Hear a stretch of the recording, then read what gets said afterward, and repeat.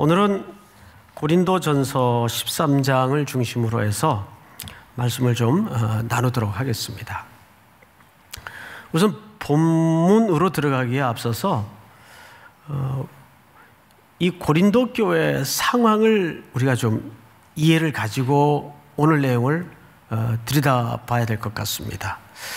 지금 고린도 교회 상황은 바울에 의해서 개척이 된 지 얼마 안 되고 또 그러다 보니까 갑작스럽게 부어지는 하나님의 은혜가 너무 컸어요. 특별히 은사가 사도행전에 나타난 교회 중에 가장 많이 나타났던 교회입니다. 그러다 보니까 교회 안에 어느새 자신들도 모르는 사이에 이런 분위기가 스물스물 끼어들기 시작했습니다. 은사 받았어? 아니, 쯧. 은사도 못 받았어 아직? 그러면 이제 이건 D급이 되는 거예요. 열등한 신자. 그런데 또 은사 받은 사람들 중에도 어떤 분위기가 일어나는가 하면 무슨 은사 받았는데? 방언의 은사 받았는데 그거 하나야? 나는 예지의 은사와 투시의 은사를 받았는데 뭐 그래가면서 어느새 교회 안에는 성도와 성도 사이에 계급이 이루어지고 서열이 매겨지기 시작합니다. 그러니까 은사를 주신 하나님의 오리지널 목적을 오해하기 시작한 거죠. 은사는 성도들을 구분짓고 서열화시키거나 계급화시키기 위해서 주신 게 아니거든요. 은사는 말 그대로 카리스라는 말은 맡겼다는 뜻이에요. 선물이라는 뜻이에요. 왜 주셨느냐?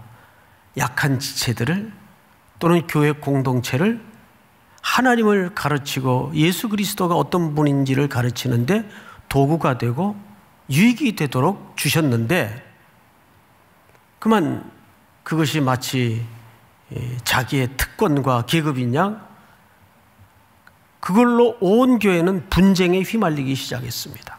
열등한 신자가 생겨지고 상대적으로 또 A급 신자가 생겨지고 그래서 1장서부터 고린도 교회 분위기를 보면 12장까지 전부 은사에 관한 내용들로 빼곡이 차 있습니다. 그런데 더더군다나 12장 31절을 보면 사도 바울이 글을 이렇게 끝내요. 12장 31절을 한번 보십시다.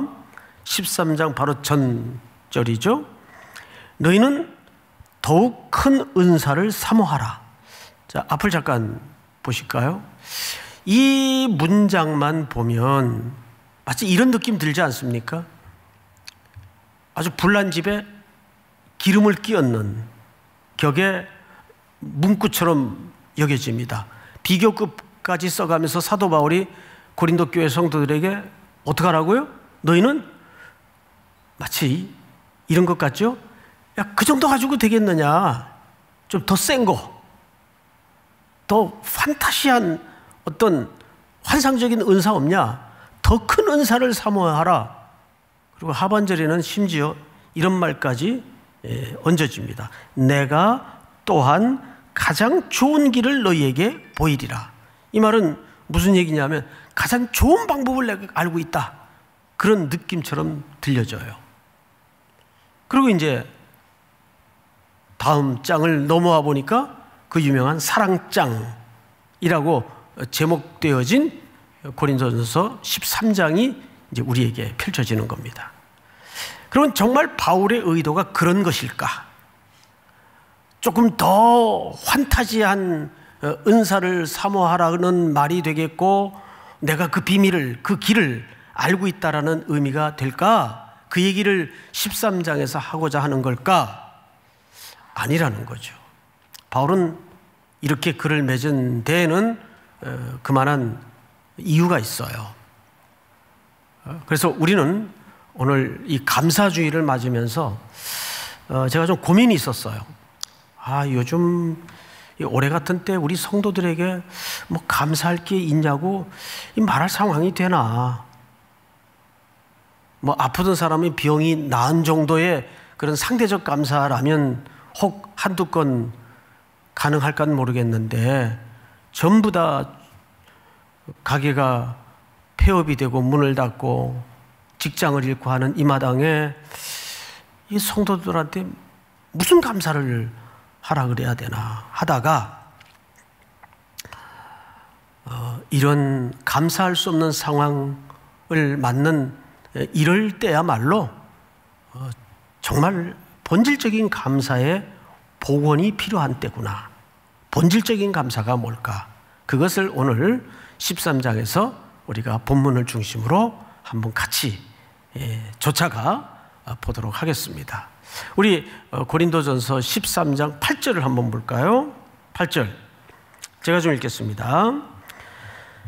사랑은 언제까지나 떨어지지 아니하되 예언도 패하고 방언도 그치고 지식도 패하리라. 자, 여기 상대적 개념이 등장을 하죠. 자, 일단 뒤에 보니까 예언도 패하고 지식도 패하고 은사도 패해요. 없어져요. 그럼 패한다의 반대 개념이 뭘까요? 패한다는 건 뭐죠? 일시적인 거라는 거예요. 유한하다는 거죠. 그러면 일시적인 것의 반대 개념은 뭐예요? 일시적인 것의 반대 개념은 영원한 것이죠. 그래서 그 영원함을 8절에서 이렇게 소개를 한 겁니다. 사랑은 언제까지나 뭐하지 아니하되 떨어지지 아니하되, 이 떨어진다는 말은 피프토라는 말을 쓰는데 이런 뜻이에요. 이렇게 딱 붙어 있는데 이 안 떨어진다 이 말이 아니에요. 요즘 거리를 지나거나 걷다 보면 제일 많이 눈에 띄는 게 뭐죠? 길거리에 나뒹구는 낙엽들입니다. 낙엽들은 여름 내내 싱그럽게 나뭇가지에 매달려 있다가 그 수명이 다하면 이 단풍이 붉게 물드는 것은 이 노화 현상의 종말의 끝을 알리는 겁니다. 그러니까 떨어지죠, 나중에는. 단풍이 수명을 다하면 나뭇가지에서 작별을 고해요. 쇠하는 거죠. 근데 떨어지지 않는다는 말은 무슨 개념인가 하면 이렇게 딱 붙어 있다가 떨어지지 않는다 이 개념이 아니고 정확하게 영원하다, 마르지 않는다, 쇠하지 않는다 이런 의미예요. 그 반대 개념은 뭐죠?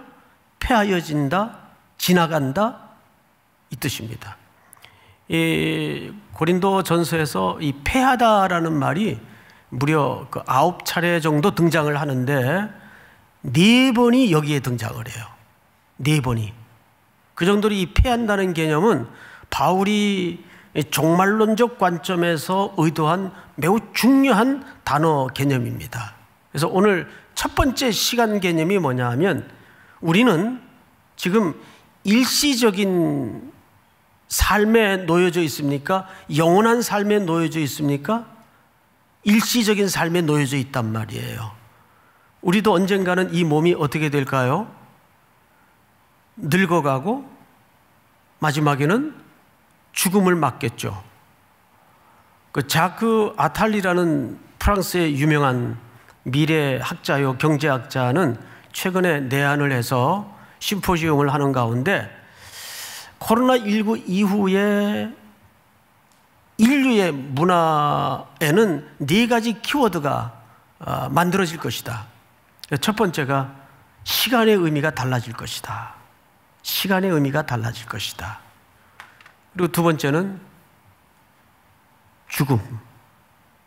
죽음을 이제는 누구나 생각해야 될 것이다. 이 죽음이라는 주제는 앞으로 인류에게 커다란 문화의 키워드로까지 자리 잡을 것이다. 듣고 보니까 뻔한 얘기더라고요. 죽음 다음에는 뭐죠? 슬픔. 인류의 기본 기조가 슬픔에 바탕하고 있잖아요.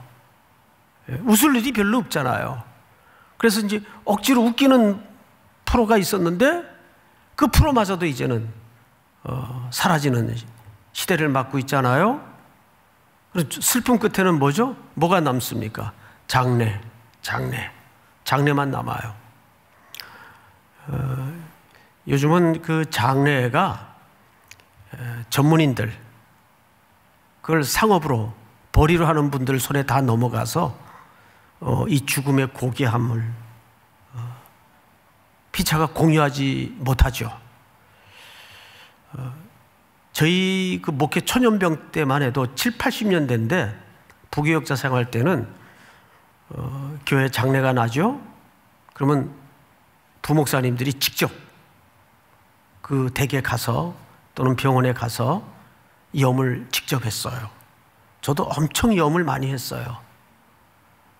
부자도 가난한 자도 높았던 자도 낮았던 자도 거칠었던 삶을 살았던 자도 평온한 삶을 살았던 자도 죽으면 말이 없어요. 그래서 알코올 솜으로 머리끝부터 발끝까지 다 닦습니다. 그리고 수의를 입혀요. 그런데 죽은 자들이 입고 떠나는 마지막 그 수의는 어느 누구도 호주머니가 없어요. 귀떨어진 토큰 하나 가져갈 수 없는 데니까 수의에는 호주머니가 없어요. 호주머니 달린 수의를 봤다는 사람이 있으면 절 찾아오세요. 없어요. 그리고 이제 관에 모시고 결관까지 딱 하고 이제 방 위쪽에 안치를 해놓으면 천하에 거칠었던 자식들도 다 고개를 숙여요. 죽음 앞에서만은 인간은 겸비해지고 마음이 가난해져요. 그래서 그때 복음을 탁 전하면 거의 100% 다 영접을 합니다.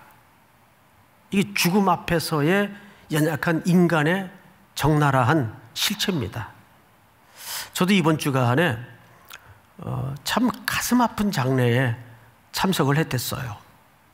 지구촌 교회 원로 목사님이신 이동원 목사님 아들이 둘이 있었는데 첫째가 황희, 둘째가 범인데 그 두 친구는 목사님 젊은 날부터 설교에 자주 등장했던 인물이라 제가 알고 있었어요. 근데 그 둘째가, 그러니까 동생이죠, 범이가 지난 2월 미국에서 이제 변호사 생활을 하고 있었는데 건강 진단을 받고 나서 대장암 말기 판정을 받았어요. 그리고 지난 6월에 수술을 하고 이 40 초반이에요. 이거 얼마나 젊은 나이입니까? 9살짜리 아들이 하나 있는데 수술을 하고 그렇게 고통스러웠다 그래요. 아파서. 그리고 지난 10월 미국에서 하나님의 부름을 받았습니다. 이 코로나 때라 오고 가는 것도 쉽지 않잖아요. 그래서 또 원로 목사님이신 이동원 목사님께서 건너가셔서 그 아들 장례를 다 치르고 이제 그 운구를 유해를 한국으로 이동해서 이번 주, 그러니까 지난주 목요일 날 교회에서 한국에서 다시 장례를 치렀습니다. 많은 장례를 참석하지만 늘 보면 자식을 앞세운 장례만큼 가슴 아픈 장례가 없어요. 이번에 목사님이 아들을 잃고 나서 10가지 감사에 대해 글을 남겼더라고요. 거기 이런 부제가 붙어 있어요. 손양원 목사님에게 배운 10가지 감사. 손양원 목사님에게 배운 10가지 감사. 첫 번째가 아들이 그 지독한 암의 통증에서 해방되어 감사합니다. 많이 고통스러웠다 그래요. 두 번째, 영광의 나라 천국에 입성케 됨을 감사합니다. 그동안 유모가 많았던 아들로 인해 누린 기쁨을 인해 감사합니다. 단 한 번도 불평 없이 자랑만 하던 아내와 애교덩어리 손주를 남겨주어서 감사합니다. 어려서 게임을 좋아하더니 게임 회사 변호사가 된 것을 감사합니다.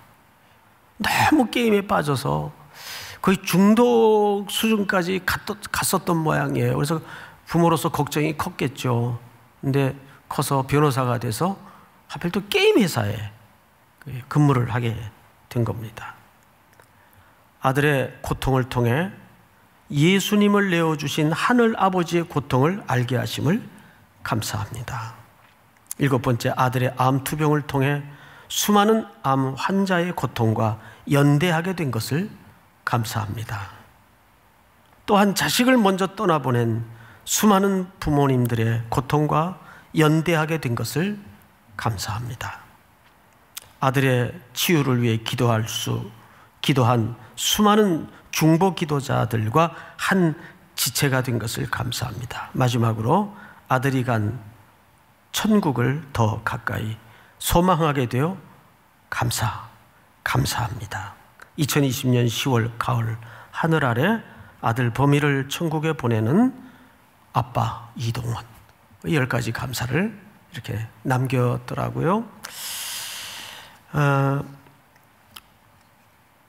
결국 사랑하는 사람도 언젠가는 서로 작별을 해야 되고 다 떠나야 됩니다. 그러니까 이 땅의 것들은 다 일시적이에요. 그런데 C.S. 루이스라는 유명한 기독교 변증가요 저술가인 그분은 아주 독특한 이야기를 하나 우리에게 남겨요. 성도의 마지막 충성은 죽음이다. 성도의 마지막 충성은 죽음이다. 이게 무슨 의미일까? 고린도전서 15장에 보면 이런 기록이 있어요. 그 후에는 마지막이니 그가 모든 통치와 모든 권세와 능력을 멸하시고 나라를 아버지 하나님께 바칠 때라. 다 같이 25절 26절을 같이 읽습니다. 시작. 그가 모든 원수를 그 발 아래에 둘 때까지 반드시 왕노릇 하시리니 맨 나중에 멸망받을 원수는 사망이니라. 맨 나중에 멸망당할 원수는 누굽니까? 죽음이에요. 이 땅에 일시적인 삶을 붙들고 살던 모든 것들이 언제 끝나냐 하면 죽음으로 끝을 내요. 마치 출애굽한 이스라엘의 노예들이 그 노예를 끝내는 방법은 홍해를 건너는 방법 외에는 없어요. 죽음이죠.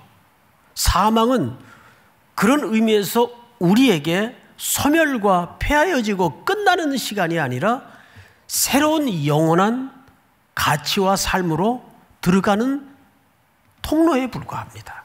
믿습니까? 스폴튼 목사님이 그 황금의 입이라고 불릴 만큼 유명한 영국이 나온 세계적인 설교가죠.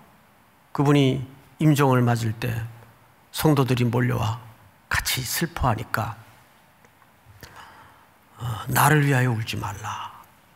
보라, 땅은 물러가고 하늘이 열리누나 개성가를 불러라. 땅은 물러가고 하늘이 열리누나 개성가를 불러라. 그러니까 하나님의 사람들은 리얼리티와 실제가 영원한 시간을 향하는 것이니까 일시적인 것들이 끝나는 순간 모든 것들을 새롭게 입어요. 이것이 우리가 첫 번째 가져야 될 시선입니다. 믿습니까? 두 번째. 성경을 좀 보십시다. 9절. 우리는 부분적으로 알고 부분적으로 예언하니 온전한 것이 올 때에는 부분적으로 하던 것이 폐하리라. 여기도 폐하리라는 말이 등장을 하죠. 근데 여기 두 가지 단어가 대척적으로 소개가 돼요. 부분적인 것과 온전한 것. 우리는 지금 부분적인 삶을 살고 있습니까? 온전한 삶을 살고 있습니까? 우리는 부분적인 삶을 산단 말이에요. 우리 어릴 때 퍼즐 게임을 해봤었죠? 퍼즐 그 한 조각을 붙들고 있으면 이게 도대체 뭔지, 이걸 어디다가 끼워야 되는 건지, 이 그림이 의미하는 바가 뭔지 전혀 알 수가 없어요. 왜? 우리는 결국 저마다 부분을 붙들고 있기 때문에. 근데 이 부분이 어디를 향하고 있죠? 온전함을 종말론적 의미로 향하고 있단 말이에요. 그래서 우리는 부분을 붙들고 있기 때문에 결국 혼란스럽고 답답하고 의문투성이고 그래요. 그러니까 그 유명한 가수도 테스 형 왜 그래? 질문을 하는 거예요. 테스 형 왜 그래? 여러분, 철학이라는 것은 끊임없는 질문이잖아요. 질문에 답을 누가 합니까? 신학이 하는 거예요. 신학이. 그래서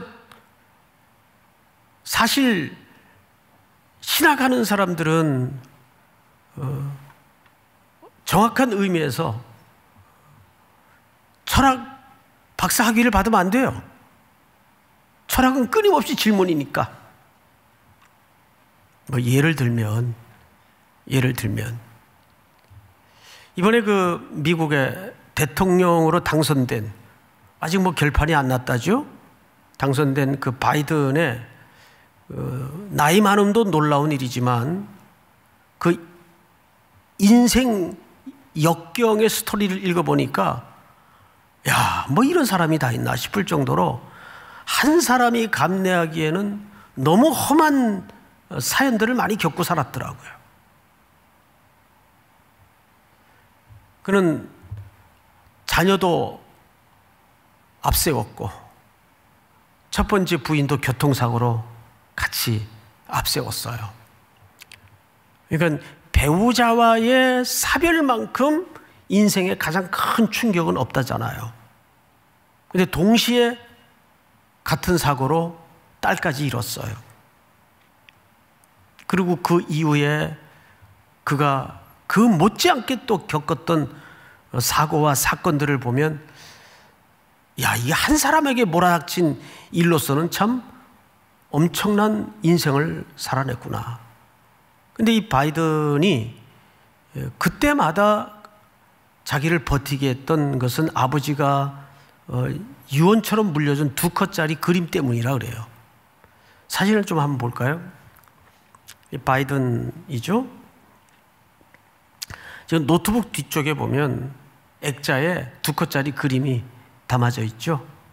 항상 저 그림을 저렇게 집무실 책상에 비치를 해놓고 힘겨울 때마다 아버지가 자기에게 남겨준 그림을 보면서 용기를 얻었다 하잖아요.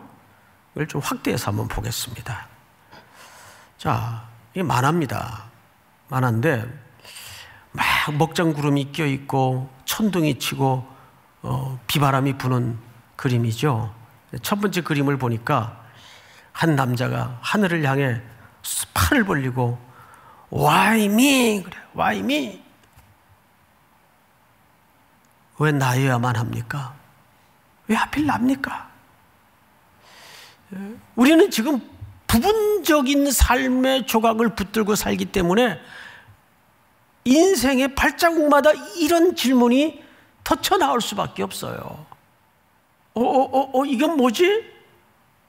하나님, 이거 왜 납니까? 왜 나여야만 합니까? Why me? 1992년 LA에 폭동이 일어났을 때 이민자들이 그 가게를 일구느라고 얼마나 여러분 고생하는지 아세요? 근데 자기들 의지와 상관없이 어느 날 폭도들에 의해서 가게가 방화되고 잿더미가 되고 모든 물건들이 강탈을 당할 때 그 불타 남겨진 옷조각을 그냥 품 가득히 안고 어느 이민자인 한인 여성이 길거리에서 그 뉴스에 나왔어요. Why me? 신을 향해서 Why me? 왜 하필 납니까? 그런 절규죠. 어쩌면 지금 이 가운데도 우리 온라인으로 예배하는 모든 성도들 가운데도 그런 절망 끝에 비명 같은 소리를 지르는 분들이 틀림없이 있을 거예요. Why me? 근데 그 옆에 그림을 보니까 하늘에서 음성이 들려요. Why not? 왜 너는 안 되는데? 왜 너는 예외여야 된다고 생각을 하니? 뭐 그 정도의 해석이 되겠죠? Why not? 왜 너는 아닌데? 왜 너는 아니어야만 하는데? 이때 오히려 용기를 얻었다고 해요. 우리는 결국 지금 모두 부분을 붙들고 있어요. 잘 몰라. 답답하고. 이게 뭘까? 왜 내게 이런 일이 닥칠까? 그 인생은 몽땅 수수께끼투성이에요.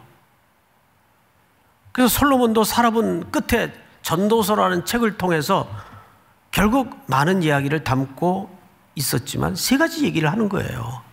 야, 인간이 살아보니까 모순투성이더라. 모순이라는 말은 인생이 틀렸다는 말이 아니에요. 알 수 없더라 그 말이. 어느 구름에 비가 올지 모르겠더라 그 말이에요. 그래서 사람이 철이 든다는 것은 장담과 큰 소리를 덜 치게 되는 것입니다. 젊을 때는 큰 소리들 잘 쳐요. 그러니까 세계가 다 자기 중심이니까 다 될 것 같으니까 장담도 잘하고 큰 소리도 잘 쳐요. 근데 나이가 들면 오늘 하루 잘 버티게 해 주십시오. 이 인생의 지혜가 쌓여지는 거죠. 오늘 하루도 감사합니다. 솔로몬이 두 번째 인생의 결론이 뭔지 아세요? 허무하더라. 허무하더라. 허무하다는 말은 철학적인 용어가 아니에요. 경제적 표현입니다. 장사하는 분들이 인생은 영업하는 자와 같다 그러잖아요. 시편 기자가. 바다에서 영업하는 자와 같으니. 장사하는 사람들이 제일 많이 장사하면서 하는 표현이 뭐예요? 남는 게 없어요. 이거 남는 거 없어요. 이거 허무하다는 말이 남는 게 없더라 그 말이에요. 남는 게 없더라. 정말 남는 게 없잖아요. 다 남 벌어먹이느라고 그렇게 발바닥에 땀 나도록 고생들 하는 거지. 그리고 세 번째 솔로몬의 고백이 뭐죠? 영원한 것도 없더라. 다 유한하더라.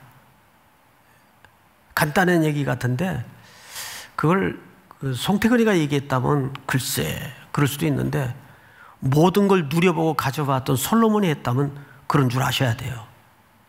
솔로몬이 했다면.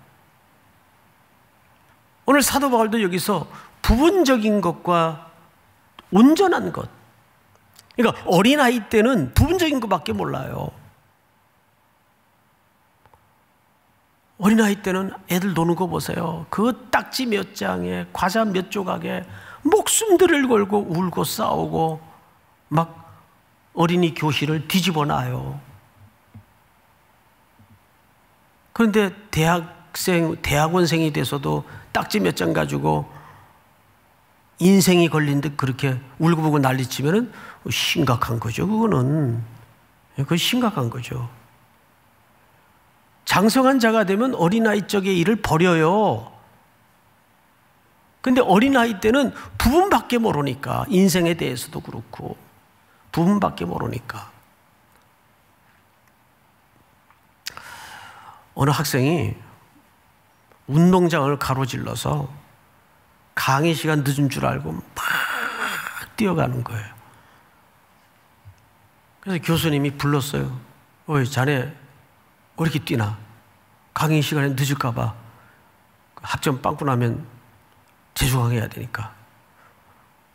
가만히 있어봐. 자네 엊그제 사랑하는 자매하고 헤어졌다는 그 학생 아닌가? 예, 맞습니다.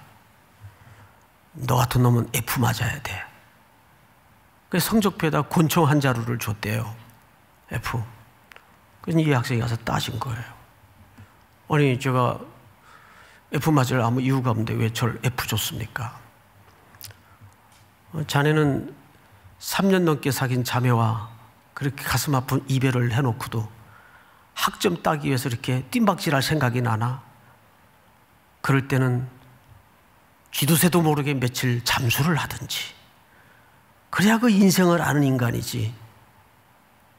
그래가지고 할 말이 없어서 다시 재수강을 했다는 전해 내려오는 이야기가 있어요. 누가 만든 얘기겠죠? 예. 참 삶이라는 것은 여러 가지로 우리가 정의 내리기가 힘들어요. 공식대로 되질 않잖아요.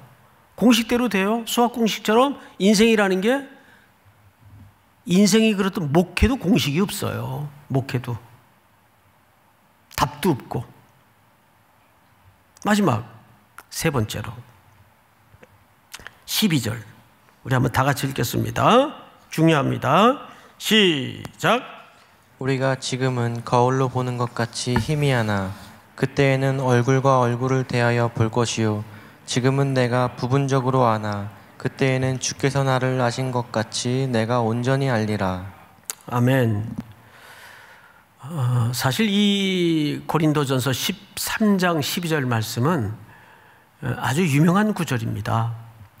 그 유명한 자유주의형 쪽의 신학자인 칼 바르트라는 분, 여러분 이름 정도는 귀에 들어보셨죠? 칼 바르트라는 분이 1941년도에 6월 22일 날 아들을 잃어요. 아들이 그 알프스 산에 등정을 갔다가 그만 실족사로 죽습니다. 그리고 6월 25일 날 그 마티아스라는 아들의 장례가 치루어지는데 그때 장례 집례를 아버지가 합니다. 칼 바르트 아버지가 아들의 장례를 집례를 해요. 근데 그때 본문이 고린도전서 13장 12절입니다. 이렇게 설명을, 우리가 지금은 거울로 보는 것 같이 희미하나. 희미하다는 것은 뭐예요? 지금 이건 뭔지 모르겠다 그 뜻이죠. 알 수가 없더라. 여러분, 유명한 대신학자이기 전에 막 생때 같은 20살에 꽃다운 아들을 잃어버린 아버지예요. 그 아버지가 아들을 장례를 치르며 아들의 죽음 앞에서 어떻게 이해가 되겠어요? 그래서 그는 이 본문을 통해서 우리가 지금은 희미하나, 지금은 희미하나, 지금이라는 단어를 써요. 지금. 근데 이 지금과 대비되는 단어가 여기 또 등장을 하는데, 그때는 지금과 그때예요. 그때는 언제를 얘기합니까? 우리 주 예수 그리스도께서 모든 권세를 가지고 천군의 나팔소리와 함께 우리를 데리러 오실 때, 이 유한한 역사가 끝이 날 때, 그때는 어떻게 된다는 거죠? 얼굴과 얼굴을 대하여 볼 것이요. 그때는 직접 우리가 만나기 때문에, 선명하게 만나기 때문에, 그때는 내 일시적인 삶 속에서 불뚝불뚝 혼란스러웠던 모든 것들이 다 선명하게 드러날 것이다. 이유가 밝혀질 것이다. 여기서 제가 질문을 하나 할게요. 질문이 뭐냐면, 지금은 희미하나 그랬어요. 그럼 그 희미함이 내가 희미한 겁니까? 하나님이 희미한 겁니까? 예? 내가 희미한 거예요? 하나님이 보시기에 희미한 거예요? 내가 희미한 거죠. 나는 희미해요.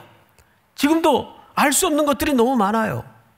여기 표현대로라면 희미한 게 정체불명의 삶의 조각과 문제들이 너무 많단 말이에요.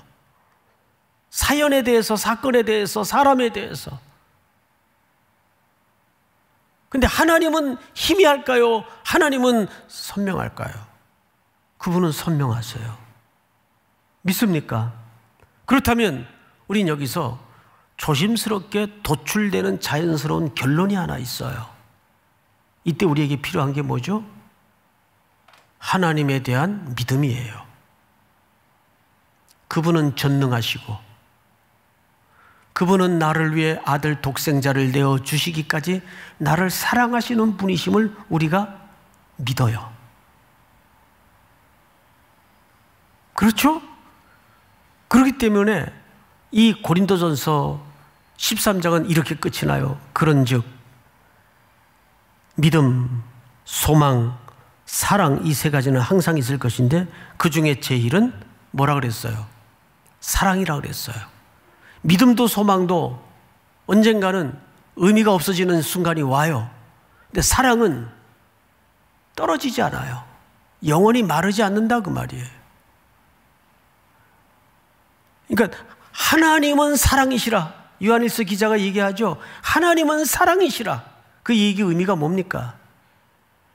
우리가 본질적이고 영원한 시간이 도래하면 그 사랑이신 하나님과 사랑하는 일밖에는 남는 게 없어요, 우리 앞에. 그럼 사랑과 그 동전의 양면처럼 같은 동의어가 뭡니까? 감사예요. 감사. 감사할 수 있는 사람만이 사랑할 수 있고 사랑할 수 있는 사람만이 감사할 수 있어요.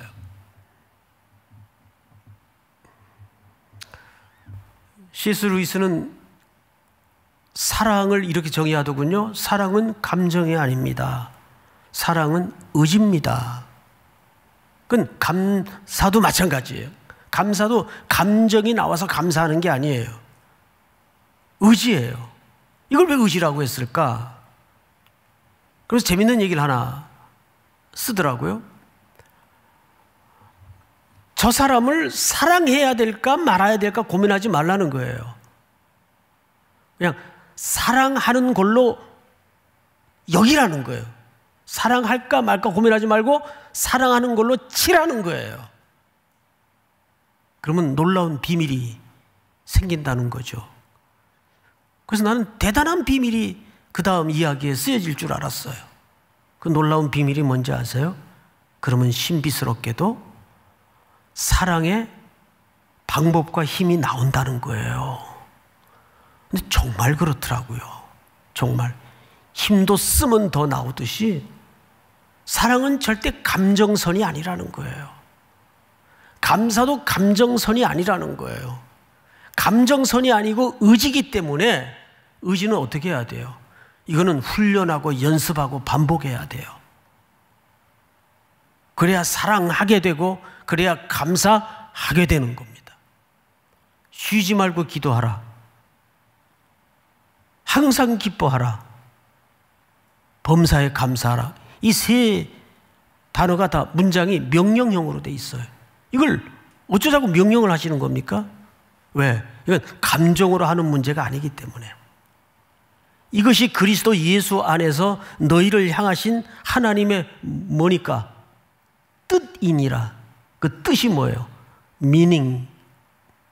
그 의미가 아니에요. 하나님의 의지니라 그 말이에요. 그 말은 곧 종합해 보면 무슨 뜻이 됩니까? 항상 기뻐하라. 쉬지 말고 기도하라. 범사에 감사하라. 이것이 그리스도 예수 안에서 너희를 향하신 하나님의 의지니라. 내가 너를 기쁘게 만들 것이고 너를 반드시 감사하게 만들 것이고 너를 항상 기도하게 만들 것이다. 여러분, 믿음도 소망도 보이지 않는 일시적인 유한한 시간 속에 필요한 덕목이었다면 그건 면대면으로 보는 날 의미가 없어집니다. 하나님의 나라에서는 얼굴과 얼굴로 만나기 때문에 사랑만 남아요. 그래서 사랑을 하게 되면 요리를 한다 그러잖아요. 마켓컬리인가요? 광고가 아니에요.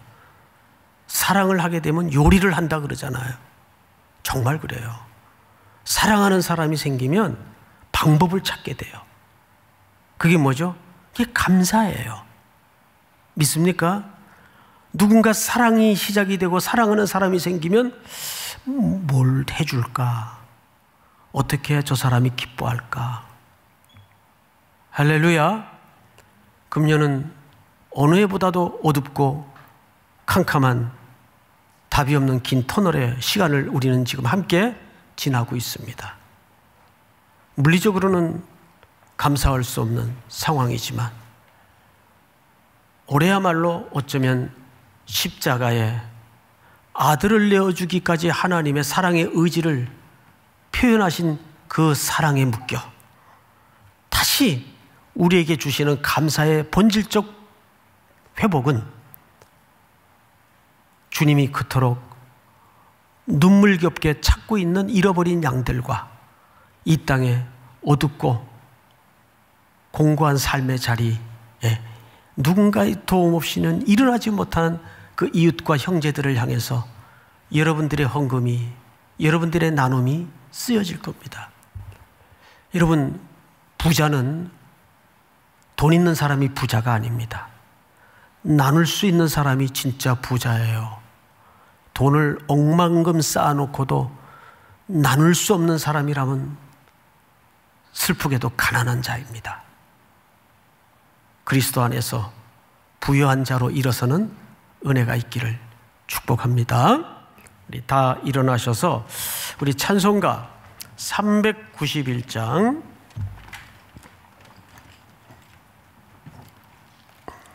오 놀라운 구세주 예수 내 주.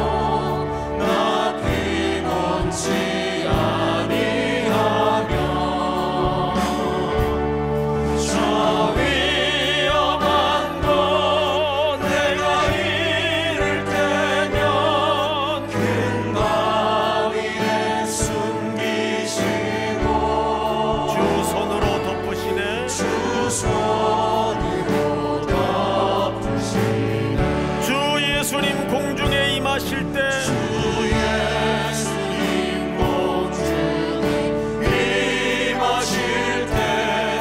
나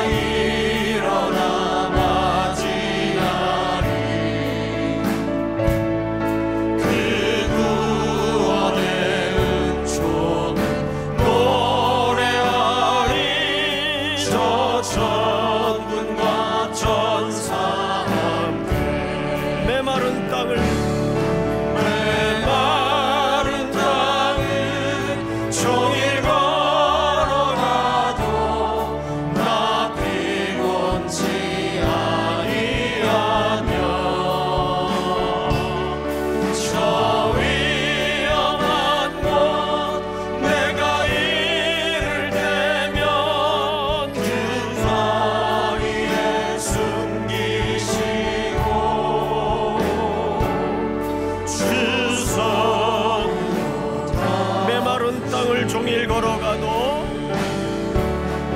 메마른 땅을 종일 걸어가도 나 피곤치 아니하며 저 위험한 곳 내가 이를 때면 근바위에 숨기시고 주 손으로 덮으시고.